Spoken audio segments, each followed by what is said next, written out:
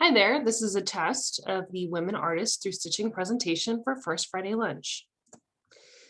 Actually, first, I'm just really excited that I learned how to make PowerPoint slides portrait style.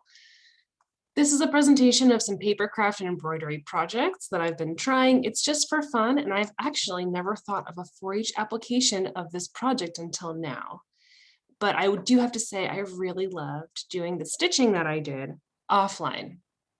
So my vision is for 10 minutes, here are some fun things you can look at, some cool things that I made, and you can eat lunch now. I definitely want to hear from you and see you, but for now, I think it's okay if you turn off your camera and just eat your lunch, and I'll show you some cool things that I made. My suggestion is to make your Zoom screen as big as you can get it, maybe going into full screen mode so that you can see the screen that I'm sharing as big as possible. And if you're on a laptop or a computer, I believe you can hover your mouse over that participant sidebar and shrink that just for this part. And the last flag I want to make is that everything that I learned about these artists, I learned because of the Rutgers University Library System. So if you have a net ID, you can check out these articles and books. And all of the books were ebooks at this time. And so the first artist I want to tell you about, you pronounce her name Bert Morisot. And I stitched a very pretty pink dress and a rose. Her work and her time, she is now considered an impressionist. She was considered to be charming and feminine and delicate. And really, the philosophy of this time was that really women were too sensitive to be making good art.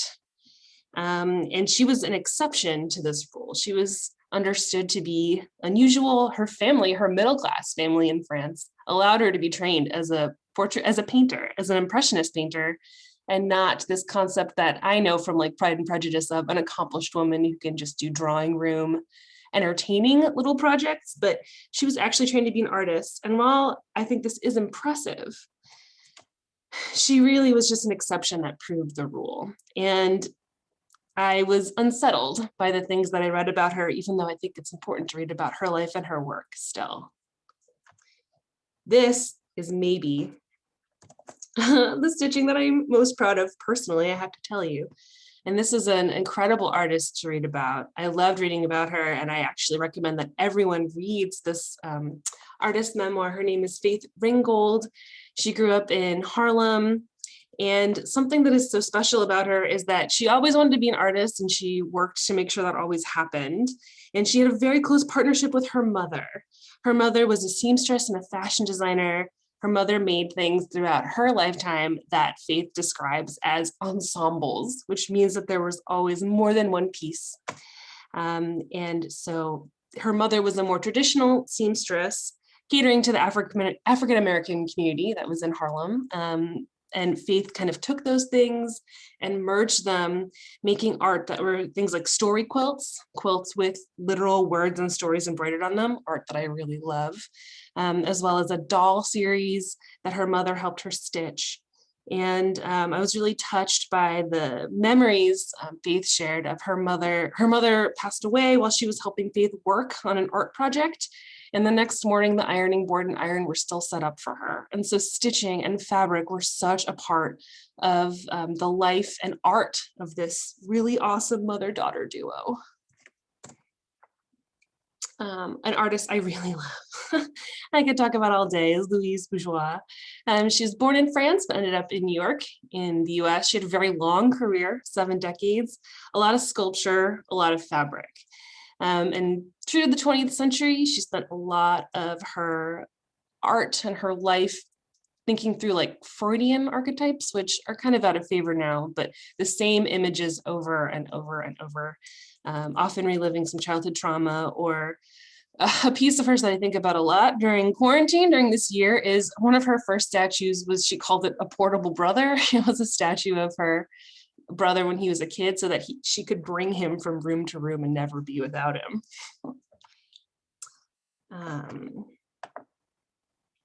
So I tried to stitch in some of the patterns that Margueritte Thompson Zorak would have.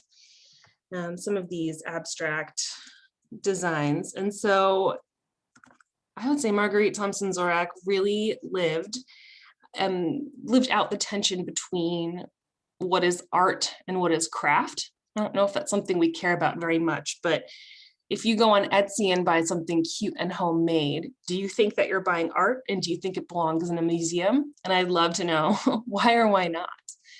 Because I think for a lot of human history, women make crafts that are usable in the house maybe, but they're not considered high art. They don't belong in the museum. And Marguerite Thompson Zorak made both. She was from a community in Switzerland that had a lot of history, making paper and like tapestries, or even things like in a world where there were only cloth napkins and only cloth tablecloths. It had to be made by someone, right? And so she was from a community that made that, and children did a lot of this labor. But she was also into Cubist and really avant-garde, wild performance, art like that. And so she was trained in craft, and she also went to kind of a fancy art school and like did interpretive dance. So I just really loved that she did both. And she also had to take some time to make babies, raise children, and that's okay. She was also making embroidery and making good money doing that too. So I loved that she had a foot in both worlds. Oh, Serena is very cool. So this is the first artist we'll talk about today, who's born and worked in the late 20th century and is still one of our contemporaries. And so she's very into minimalist things. She's done a lot of print and a lot of simple, when you think minimalist, think straight lines, or you can pretend my stitching is straight. But it always means so much more. And so she's done a lot of paper things and some photography, and a work that I love by her is called The Homes I Made.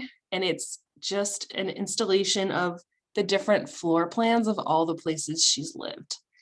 But that carries a lot of weight when you think about it. And as I'm someone who's moved a lot, and so I think if I had to confront all the different spaces that I've lived, give me a certain kind of reaction for sure.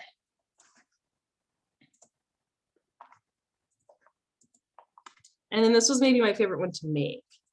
So Maria Izquierdo used a lot of Mexican Catholic imagery, which to me always locates me in New Brunswick, New Jersey, but that's not where she's from. These are just things that I saw a lot there, a lot.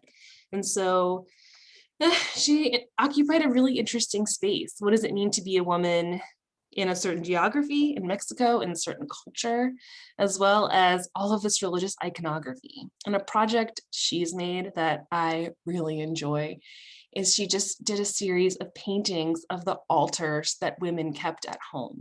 So they're very colorful and very personal, and really speaks a lot to how the women around her did so much work to pass down cultural and spiritual traditions.